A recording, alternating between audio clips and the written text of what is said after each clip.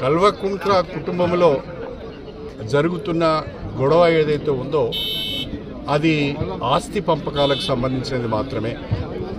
గత 10 సంవత్సరాలు అధికారంలో ఉన్న కల్వకుంట్ల కుటుంబం తెలంగాణ వనరులన్నింటినీ కూడా విపరీతంగా దోచుకున్నారు. ధరణిని అడ్డం పెట్టుకొని 1000 ఎకరాల భూమిని కబ్జా చేశారు. కాళేశ్వరాన్ని అడ్డం పెట్టుకొని 1000 కోట్ల రూపాయలు సంపాదించుకున్నారు. ఇప్పుడు ఆ 1000 కోట్ల రూపాయలను పంచుకునే క్రమంలో 1000 ఎకరాల భూములను పంచుకునే క్రమంలో వాళ్ళ కుటుంబంలో గొడవ జరుగుతున్నది. కల్వకుంట్ల కుటుంబం తెలంగాణ పైన పడి దోచుకున్నది. అందుకనే ప్రజలు వాళ్ళని పక్కన పెట్టారు.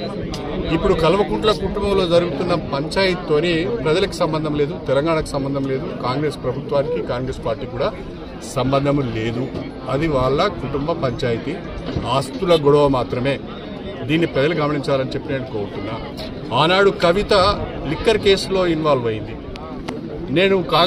నేను ఆనాడు పార్టీకి రాజీనామా చేయడానికి కూడా ప్రధానమైన కారణం ఒక ముఖ్యమంత్రి గారి బిడ్డ లిక్కర్ కేసులో ఇన్వాల్వ్ కావడం, ఆమె విచారణ ఎదుర్కోవడం, అనేక రోజులు జైల్లో ఉండడం కూడా కొంత నాకు బాధ అనిపించింది. ఇది సరైన పద్ధతి కాదనిపించింది. అందుకనే బయటికి రావడం జరిగింది. ఏది ఏమైనా ఇవాళ జరుగుతున్న గొడవ అంతా ప్రజలు పట్టించుకోవాల్సిన అవసరం లేదు, పత్రికలు కూడా అంతగా పట్టించుకోవాల్సిన అవసరం లేదు.